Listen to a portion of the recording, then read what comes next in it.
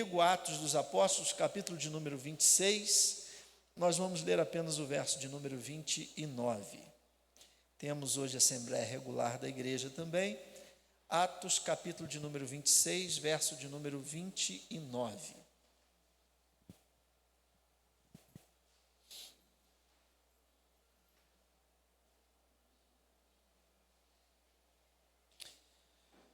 A palavra de Deus vai dizer assim ao nosso coração, Atos 26, verso 29. E disse Paulo: provera a Deus que ou por pouco ou por muito, não somente tu, mas também todos quanto hoje me estão ouvindo, se tornassem tais qual eu sou, exceto essas cadeias. Amém? Senhor, muito obrigado, Pai, pela Tua palavra. Fala, Senhor Deus, ao nosso coração. Abençoa, Senhor Deus, a cada um, querido irmão, querida irmã que aqui está. Que agora, Senhor Deus, os nossos ouvidos sejam sensíveis à Tua voz, aquilo que o Senhor deseja comunicar com cada um de nós, em nome de Jesus. Amém. Poder sentar, irmãos? Irmãos, Paulo estava preso e ele não vê a sua prisão como um martírio, e não que ele estivesse satisfeito de estar preso, mas Paulo era daquele que pensava o seguinte: se a vida me der um limão, eu vou fazer uma limonada.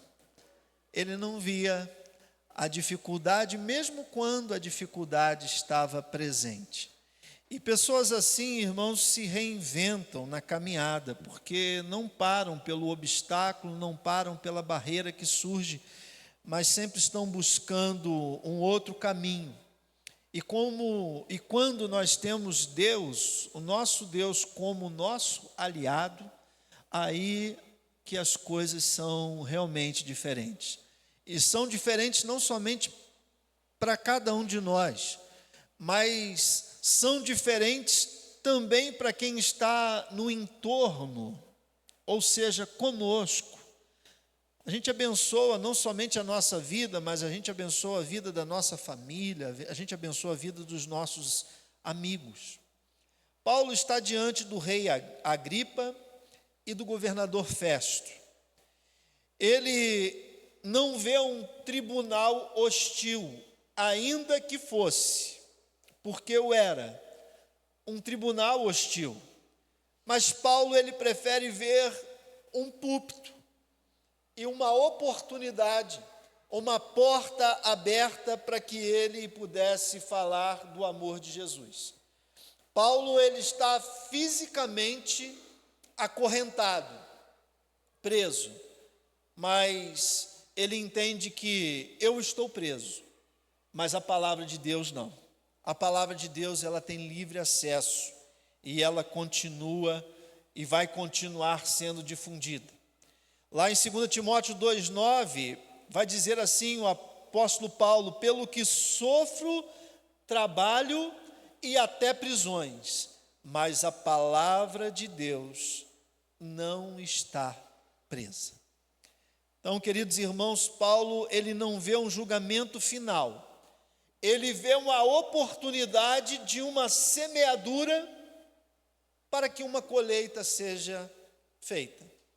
A semeadura, irmãos, não é uma certeza absoluta de uma colheita, mas se não houver semeadura, é certo de que não haverá colheita. O semeador, quando ele sai para semear, ele não tem certeza se haverá prosperidade, se prosperará a sua semeadura. Mas aquele que não sai para semear, ele tem a certeza de que nada vai colher, porque ele não saiu para semear. Então, Paulo preferia sair para semear. Então, o mensageiro estava acorrentado, mas a mensagem não. O mensageiro estava preso, mas a mensagem não. E ele continua a falar do amor de Jesus, e as correntes do apóstolo Paulo se transformam, se tornam um púlpito para falar com quem talvez, se ele não estivesse preso, ele não teria acesso de chegar, de ir até onde ele foi. Então, o apóstolo Paulo, irmãos, é alguém no Novo Testamento, uma figura admirável, porque ele sai de uma situação muito confortável, como o irmão Bruno falou aqui, não é? Parece que o entendimento de muitos, inclusive de muitos que estão dentro da igreja, é o seguinte: se tudo está correndo bem, é porque Deus está no negócio. Se começar a correr mal, é porque Deus não está no negócio, tem pecado no meio. E, irmãos, isso é uma baboseira, porque o apóstolo Paulo, ele tinha cartas para prender, e agora ele está preso. O apóstolo Paulo, ele perseguia cristãos, e agora ele está sendo perseguido. Quando ele podia prender, quando ele estava livre, ele não estava fazendo a vontade de Deus, e tudo estava correndo bem. Agora que ele está preso, ele está fazendo a vontade de Deus. Então não faça essa associação na sua vida, porque isso nunca teve razão de ser. A nossa vida, irmãos, ela cumpre um propósito muito maior do que a nossa finita existência.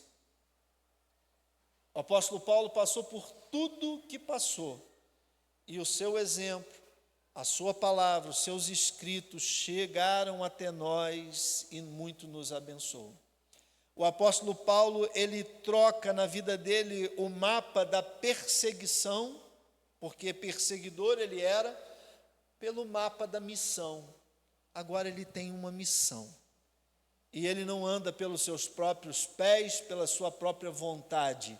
Ele anda submisso à vontade e o desejo de Deus. Para chegar aqui, irmãos, ele teve que ir para Roma. E ele sabia que se ele fosse, ele seria preso. E se fosse eu e você aconselhar Paulo, como fizeram também os seus contemporâneos, nós diríamos: não vá, Paulo, isso é uma loucura. Não vá, Paulo, isso daí é você colocar a sua vida em risco. Mas Paulo, ele não estava numa agenda humana, ele estava numa agenda divina. E ele fez o que fez, porque ele tinha uma missão, ele tinha um chamado, ele tinha uma vocação. A direção da vida de Paulo muda, e muda de forma radical. E a vida de Paulo e o testemunho dele dão um nó na cabeça de muitos, inclusive de Festo e inclusive de Agripa. Paulo começa a testemunhar, pregar, falar da sua experiência, o que aconteceu com ele, como ele saiu da zona de conforto dele e entrou no que eles chamavam até então da religião do caminho, porque quando o evangelho começou a ser pregado, era a religião do caminho. E ele dá esse testemunho, irmãos, e Festo e Agripa, eles ficam confusos. Olha Festo no verso de número 24, dizendo ele isto em sua defesa, disse Festo em alta voz: estás louco, Paulo, as muitas letras te fazem delirar. O que é isso, Paulo, que você está dizendo? O que é isso, Paulo, que você está fazendo com a sua própria vida? Olha onde você estava e olha onde você está hoje. Mas Paulo, ele tinha a convicção do chamado. Agripa vai dizer no verso de número 28, olha só: e disse Agripa a Paulo: por pouco me queres persuadir que me faça cristão. Por pouco me persuades a me tornares cristão. Ou seja, olha, você está quase me convencendo, Paulo. Você está quase me convencendo. O Evangelho, irmãos, é como um raio-x. Ele expõe o interior das pessoas. E muitos ficam perturbados, perplexos, se sentem desnudados na sua própria alma. Foi o que aconteceu com o Festo, foi o que aconteceu com Agripa, e é o que acontece com muitos de nós. É muito comum, irmãos, alguém dizer assim: pastor, parece que o senhor estava falando para mim. Pastor, parece que o senhor estava na reunião da escola bíblica dominical lá embaixo. Mas não é o pastor, é a palavra de Deus, que vai aonde eu não vou e nenhum de nós pode ir, no interior da nossa alma, e expõe o nosso interior. Paulo, ele deseja que Festo e Agripa tenham a sua fé. Foi o verso que nós lemos de número 29. Paulo vai dizer: provera a Deus que ou por muito ou por pouco, não somente tu, mas também todos quanto hoje me estão ouvindo, se tornassem tais qual eu sou. E o que Paulo era? Um seguidor de Cristo. Paulo carregava, irmãos, no seu coração a esperança da ressurreição. No verso de número 23, lá em cima, ele vai falar sobre isto, e isto é, que o Cristo devia padecer, e sendo o primeiro da ressurreição dos mortos. Paulo diz: olha, ele é o primeiro, mas outros virão depois dele, e devia anunciar a luz a este povo e aos gentios. Por isso, ele tinha tanta ousadia, por isso Paulo falava com tanta intrepidez, porque ele mesmo vai dizer lá na frente: pois eu bem sei em quem tenho crido, e eu sei que ele é poderoso para guardar o meu depósito até o dia final. Paulo, irmãos, tinha uma esperança, e a esperança dele não estava num tribunal humano. A esperança de Paulo não estava na justiça de César, porque a justiça de César, na verdade, representa a justiça desse mundo. E como que é a justiça desse mundo, irmãos? A gente vê isso todos os dias. A justiça desse mundo é cheia de arranjos, a justiça desse mundo é cheia de interesses, a justiça desse mundo é cheia de conspirações, a justiça desse mundo é cheia de maldade. A justiça desse mundo, inclusive do nosso Brasil, é cheia de arbitrariedade. O que é uma arbitrariedade, pastor? É quando alguém está decidindo, ela decide sem um fundamento, ela decide ao seu bel prazer, ela não segue regras, ela não segue normas, ela age conforme lhe dá na cabeça, usando subterfúgios que lhe convém. Essa é a justiça que há no nosso mundo. Paulo não confiava nessa justiça. Ele sabia que foi por conta dessa justiça humana que Jesus foi crucificado. Paulo sabia que por conta dessa justiça humana, ele estava preso. Então a justiça que Paulo confiava era na justiça do reino de Deus. Ele confiava no Salvador e Senhor Jesus Cristo. Ele sabia que o juiz da terra também é o advogado nos céus, e que ele é quem vai fazer a reta e justa justiça. Mas as correntes de Paulo, irmãos, cerceavam sua liberdade, mas não toda. Ele perdeu o direito de ir e vir, mas as suas palavras, ele sabia que poderiam ir aonde ele não mais podia ir. Poderiam falar aonde ele não mais tinha voz. E nas suas prisões, Paulo escrevia cartas. Cartas essas que estão aqui nas nossas mãos, nos nossos dias. No caso de Paulo, irmãos, prenderam suas mãos, mas não suas palavras. No século 17, um homem foi preso. E ele foi preso por estar pregando o evangelho sem autorização. E foi dada a ele a possibilidade de ser solto, se ele prometesse que, sendo solto, não mais pregaria o evangelho. Esse homem decidiu que ele não iria ser solto sobre essa condição. Ele disse: se vocês me soltarem, amanhã ou ainda hoje, eu vou estar pregando o evangelho. O nome desse homem é John Bunyan. Alguém já ouviu falar de John Bunyan? John Bunyan ficou preso durante 12 anos. E nos 12 anos que John Bunyan ficou preso, ele escreveu um livro chamado O Peregrino. Quem já ouviu ou já leu o livro O Peregrino? O Peregrino é o livro cristão mais vendido depois da Bíblia Sagrada. Eles prenderam John Bunyan. Eles o impediram de pregar o evangelho. Mas, mais de 300 anos depois da sua morte, John Bunyan continua falando através do livro O Peregrino. Sabe por quê? Podem prender e até calar, ou tentar calar o mensageiro, mas ninguém prende a mensagem. A mensagem está livre.